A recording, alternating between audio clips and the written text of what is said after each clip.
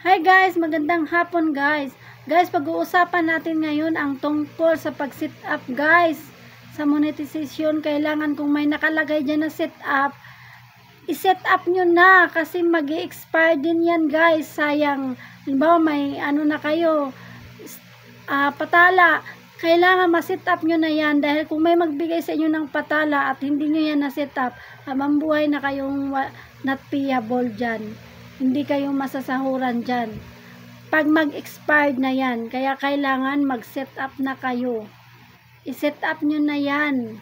Kung may nakalagay na set up, dapat naka-ready na yung mga requirements nyo dahil may expired nga yan siya. O diba guys? Hanggat medyo malayo-layo pa, sige, kumuha na kayo ng 10 number nyo, asikasuhin nyo na yung bank account nyo. Kung wala naman, pwede naman sa PayPal.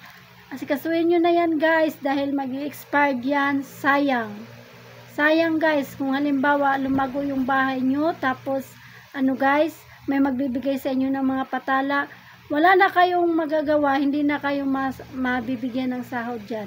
Dahil mag-i-expired yan guys. Kaya kung may nakalagay dyan na set up nyo na yan guys. O diba guys? Thank you for watching.